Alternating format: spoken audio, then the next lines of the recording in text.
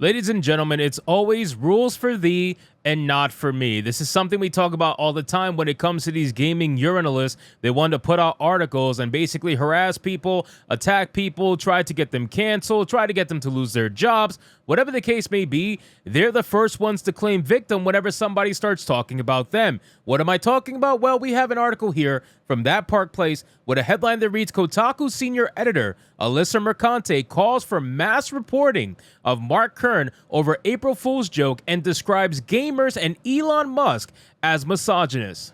It's only a game. Why you have to be mad?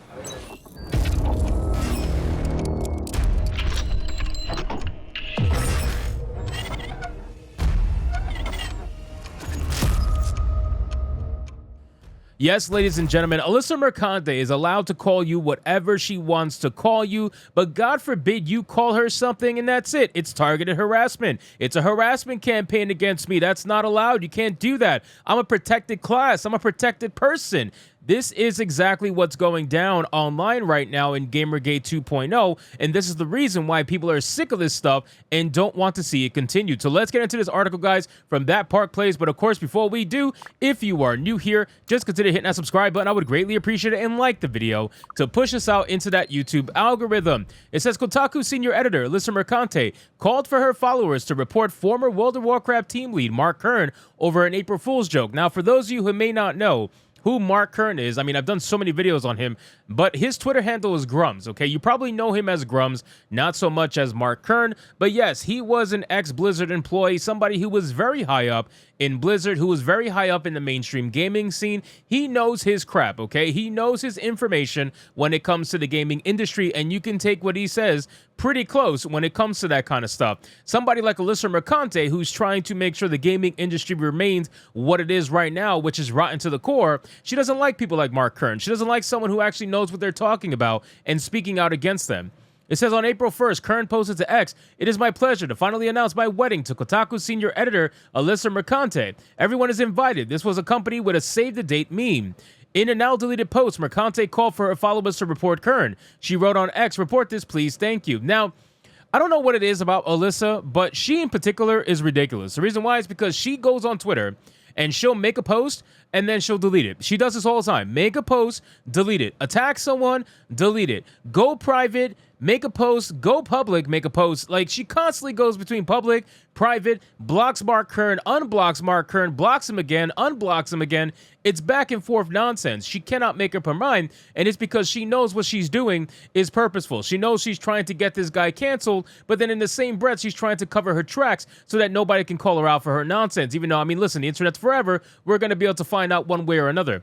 It says, interestingly, Mercante did not appear to realize that the post was an April Fool's joke, given she followed up on her own now-deleted post writing save the date, puts no date. After deleting the post, Mercante doubled down in a thread where she not only called for her followers to continue to report Kern, but described him, gamers, and even Elon Musk as misogynist. She wrote, "Yes, that's what's happening to me and other women on this app, is misogyny. It's tired, it's old, it's boring. They're mad that I'm comfortable in my sexuality, that I once made money off it, that I'm openly queer and engaged to a man, so they do shit like this." Listen, nobody's mad that you're engaged to a man. You're the one with a tattoo on your leg saying all men are the problem. You're the one that has that. You're the one that hates men. Don't try to spin it on someone else because you're getting called out for your stupidity. No, nobody has a problem with you being married to a man. Nobody cares about your sexuality either. You're the one that talks about your sexuality nonstop. See, that's the problem with people in the activist LGBTQ community. They come out and they say about their sexuality all the time, and then when you want to talk about their sexuality in a light that's not positive,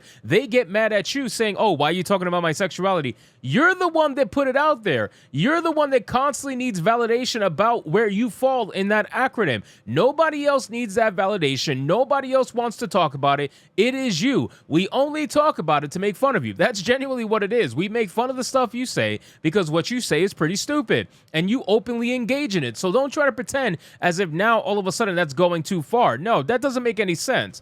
Then, of course, we made fun of the fact that she was a previous sex worker, which, I mean, hey, that's female empowerment, right? Being a sex worker. She continued, "They don't like that I clap back, that I post ass. It makes them angrier and angrier, so they resort to lower and lower levels of misogyny. As a woman on the internet, I've been training for this my entire life. Let's go." You say let's go, and then you block people.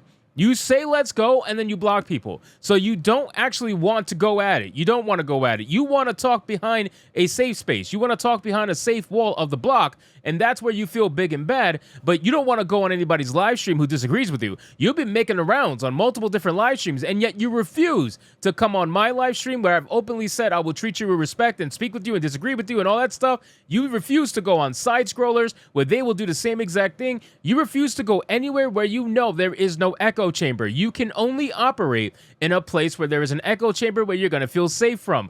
Otherwise, you will not succeed, and you know that. So you actively try to pretend as if you're ready to go, you're ready to do this, and then when it's time to get down with the get down, you don't want to actually do it. It's not too surprising, to be honest with you. Also, nobody cares that you post ass. We would actually prefer that you don't post ass. You know, I think there's like maybe 2 or 3% on the internet that wants you to, and that's fine, good for them. But the majority, 97%, does not want you to post ass. Last time you posted ass, we saw the herpes stains. We really don't want to see that. So we're more than okay with you not posting ass if you don't want to. I would actually greatly appreciate it. And not only that, you say we're angrier and angrier, so we resort to lower and lower levels of misogyny, but you're the one constantly talking about being upset and resorting to all kinds of buzzwords against people who disagree with you. So who's really mad here? Then she says they want their women to be virtually silent, overly sexualized dolls in video games that they could jerk off to without having to wash their ass or clip their nails or show even a single attractive quality, she opined. Now, this is just basically parroting the IGN post from France where the guy said that the creator of Stellar Blade is somebody who is just making a sexualized doll and doesn't never seen a woman before in their life, and he got hilariously owned by himself. She's just parroting the same thing because she can't think for herself. People who work for Kotaku, people who work for IGN, they're all just mimicking the same thing they heard in their echo chamber. That's it. They're mimicking the same thing because they can't actually think for themselves. Finally, she concluded, obviously this app is owned by a man who did the exact same thing to AOC, so no, I don't expect reports to do anything but flood it anyway. So again, she openly admits that she wants to flood the reports, knowing that she doesn't have any basis to report something, and she continues to do it regardless. Kern responded to Mercante's call to have her followers report him, writing on X yesterday, a Kotaku reporter called for people to report my account for my April Fool's joke and get me canceled for it, just like they tried to do with GRUMMZ Rambo. He continued, they tried to create a story in community notes painting me as a harasser and failed because it is another lie. Game Developers Conference Board is complicit as one of their directors directly joined in the Cancel Pig campaign. So we're going to cover that in a separate video, ladies and gentlemen, because the GDC, we already know they're all about wokeness, okay? When if you ever saw videos or pictures from the GDC, you'll realize most of it is just Marxism recruiting. It is ridiculous what goes down at the GDC. So again, I'm not surprised if this is a thing. And yes, it is exactly mimicking what happened with GRUMMZ Rambo. When they try to essentially get someone canceled, they try to control the narrative, they try to control what people think about something, and then what ends up happening? The Streisand effect takes over, they get completely destroyed, they get self-owned, to the point where now she's probably deleting the tweet again, probably going private again, and then she's going to unprivate herself in the future at some point so she can then attack someone else. It's the weirdest thing. I really don't know what the end goal is for her by doing that, but ultimately, if she feels like she's accomplishing something, I'm sure she is, which is just making us all laugh. So anyway, guys, thank you so much for watching this video. I hope you did enjoy it. If you did, consider leaving me a subscribe. I would greatly appreciate it. Don't forget to like the video, comment, let me know what you thought, and I'll see you guys on the next one. Hypnotic out.